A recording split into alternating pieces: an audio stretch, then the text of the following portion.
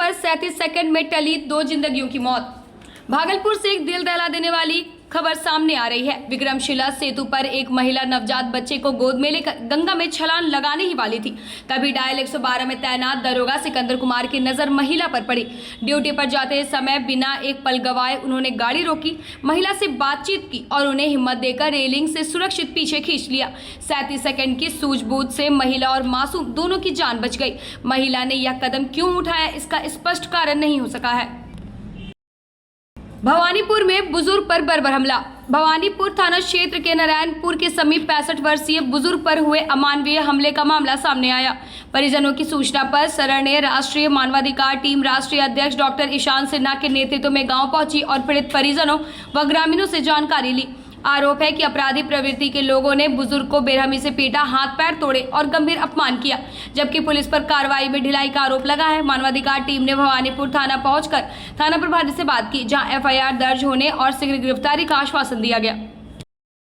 भागलपुर में 45 MLD sewerage treatment plant शुरू।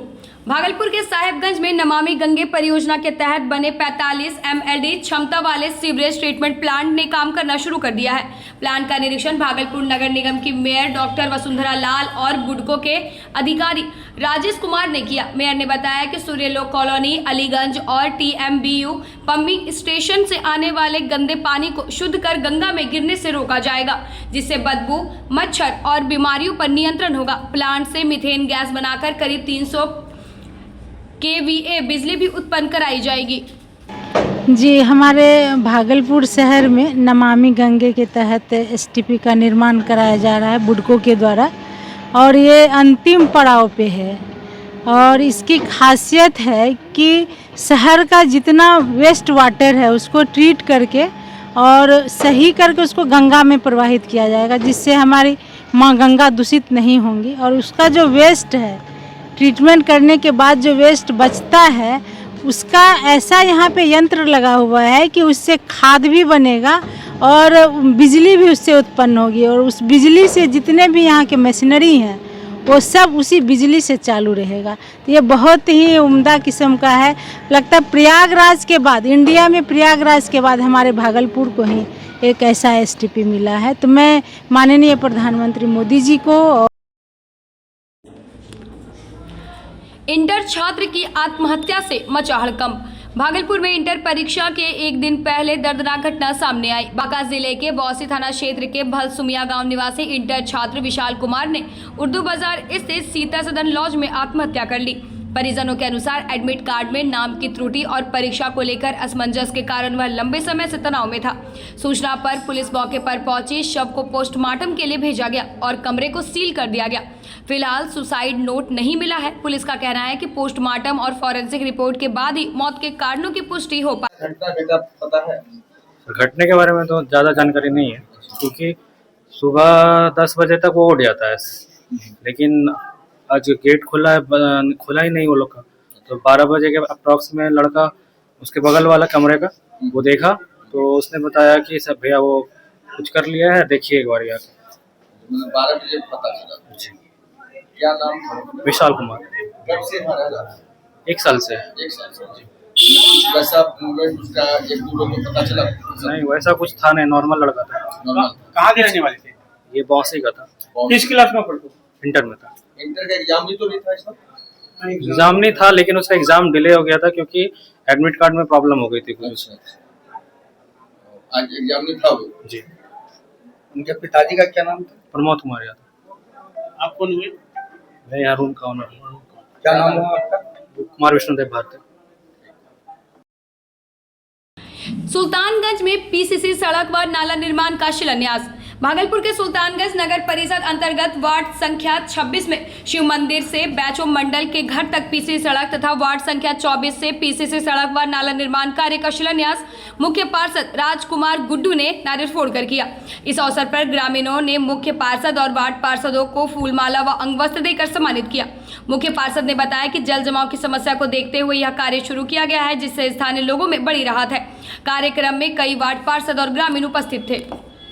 संजय दे रहे हैं जी, अभी नगर परिषद क्षेत्रांतर्गत जो है, जो हमारा राजगीरनाथ धाम नगर परिषद है, तो लगभग 2800 वार्ड में एनआईटी का कार्य और विभागीय कार्य जो है वो किया जा रहा है, जिसमें पथ और नाला निर्माण को जो है प्राथमिकता दिया जा रहा है। और हम लोगों का एक विज़न है कि नगर क्षेत्र का जो भी हमारा वार्ड है, चाहे वो 1 नंबर हो या 28 नंबर हो, इस बीच में जितने भी वार्ड आते हैं, तो हम लोगों का मूल उद्देश्य ये है कि जो भी आबादी जल जमाव की स्थिति को झेल रहे हैं, जिस आबादी में ज़्यादा से ज़्यादा जल जमाव की समस्या है, उस समस्या को हम लोग दूर कैसे करें। इसके लिए जो है नगर परिषद कार्यालय से हमारे कार्यपालक पदाधिकारी और जो तकनीकी टीम है, जिसमें एई, जेई और एग्जीक्यूटिव इंजीनियर की टीम लगातार जो है विभिन्न वार्डों में जो है वो निरीक्षण करके और संबंधित माननीय वार्ड पार्षद से मिलकर उक्त जो भी योजना का चयन है, उस योजना को चयन किया जा रहा है, जिससे कि आने वाले जो है बारिश के दिनों में कम से कम जल जमाव की स्थिति हो। अभी जो माननीय मुख्यमंत्री समग्र योजना बुडको के द्वारा भी जो है अभी दक्षिणी क्षेत्र में नाला निर्माण का कार्य कराया जा रहा है,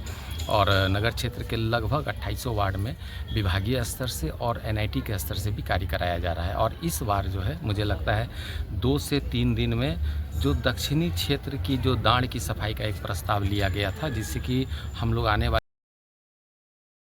भागलपुर फर्जी शपथ पत्र मामला। भागलपुर के चर्चित फर्जी शपथ पत्र और अवैध भूमि नामांतरण मामले में पुलिस की धीमी कार्रवाई पर गंभीर सवाल उठ रहे हैं। जगदीशपुर थाना कांड संख्या 3/26 के सूचक सैयद इनाम उद्दीन ने आईजी पूर्वी प्रक्षेत्र से एसआईटी गठन और शीघ्र गिरफ्तारी की मांग की है। आरोप है कि मृत महिला को जीवित दिखाकर फर्जी दस्तावेजों से जमीन का दाखिला खारिज किया गया। डिप्टी सीएम विजय कुमार सिन्हा के निर्देशों के बावजूद 1 माह बाद भी गिरफ्तारी नहीं हुई है। आईजी विवेक कुमार ने जांच सिटी एसपी को सौंपने की बात कही है। नाम जी, आज आईजी साहब से मिलने के लिए किस लिए आए हैं? देखिए, जो जगदीशपुर थाना में कांड संख्या 326 दर्ज हुआ था, उसका मैं सूचक हूं, और आज मैं आईजी साहब से इसलिए मिलने आया था क्योंकि इस केस में लापरवाही बरती जा रही है। अभी तक आरोपी की गिरफ्तारी नहीं हुई है। करीब 1 महीना बीत गया है, लेकिन आरोपी की गिरफ्तारी नहीं हुई है। जबकि इस मामले में जो डिप्टी सीएम है विजय कुमार सिन्हा ने भी प्रधान सचिव और डीएम को सख्त निर्देश दिया था, लेकिन कार्रवाई नहीं हुई। पुलिस की लापरवाही हमको नजर आ रही है, जिसकी शिकायत मैंने आज सर से की है और एसआईटी गठन करने की मांग की है। और जो इस पदाधिकारी ने भी इसमें लापरवाही बरती है, उसकी उच्च स्तरीय समीक्षा करने की मांग कर रही है। मांग मैंने की है सर से, आईजी साहब से, और साथ ही साथ अपने जान माल की सुरक्षा की भी गुहार लगाई है। आईजी साहब ने कहा है कि इस मामले को जो है तो मैं गंभीरता से देखूंगा, और सिटी एसपी को भी उन्होंने निर्देशित किया है। अब सर देखते हैं कि सर ने कहा है कि आप निश्चित रहिए, आपको मैं पूरी तरीके से इसमें निष्पक्ष जांच होगी और जो भी दोषी होंगे उस पर सख्त कार्रवाई की जाएगी। संपूर्णता अभियान 2.0 से बदलेगा आकांक्षी ब्लॉक। नीति आयोग के मार्गदर्शन में संचालित आकांक्षी ब्लॉक कार्यक्रम के तहत जगदीशपुर प्रखंड में संपूर्णता अभियान 2.0 की शुरुआत की गई है।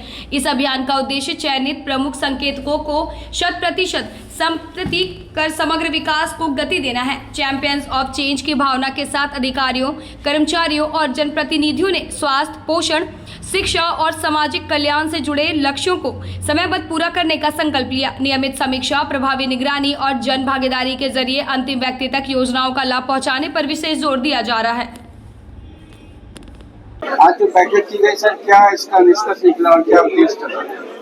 बैठक का मूल उद्देश्य जो था वो था कि आकांक्षी प्रखंड का संपूर्णता अभियान 2.0 चल रहा है, और इसके तहत हमारा जो कार्यक्रम है वो चलेगा 28 जनवरी से लेकर 14 अप्रैल तक। और इसमें सभी इंडिकेटर, सभी विभाग जो इससे जुड़े हुए हैं, सभी विभागों के साथ एक समन्वय करके हम लोग का प्रयास रहेगा कि हम लोग इस प्रखंड को आकांक्षी प्रखंड से इंस्पिरेशनल प्रखंड की तरफ ले जाएं, इंस्पिरेशन से इंस्पिरेशन की तरफ। इसी के लिए सभी विभागों को बैठक बुलाई गई थी।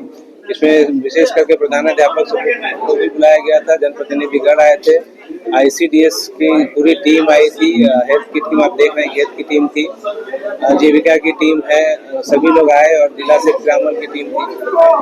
तो इन सभी के साथ एक समन्वय करके एक प्लानिंग की गई है। पूर्व में भी इसकी बैठक की गई थी, और अभी फेज वाइज प्लानिंग करके हम लोग इस कार्यक्रम को पूरा करेंगे, उसी का शुभारंभ करेंगे। महिला टॉयलेट पे विशेष बात हुई, तो उससे क्या आगे का कार्रवाई होगी? हम लोग इसका आकलन करवा लेंगे कि कहाँ पर किस स्कूल में बालिकाओं के लिए टॉयलेट की और आवश्यकता है। हालांकि करीब करीब सभी स्कूलों में है, लेकिन जहाँ आवश्यकता होगी उसका आकलन स्कूलों से प्राप्त करने के बाद हम लोग उस पर आगे की रणनीति तैयार करेंगे। और हमारा प्रयास होगा कि स्कूल और त्रिस्तरीय पंचायती राज के संस्थाओं के का सहयोग ले करके उसको पूरा करने का हम लोग प्रयास करेंगे।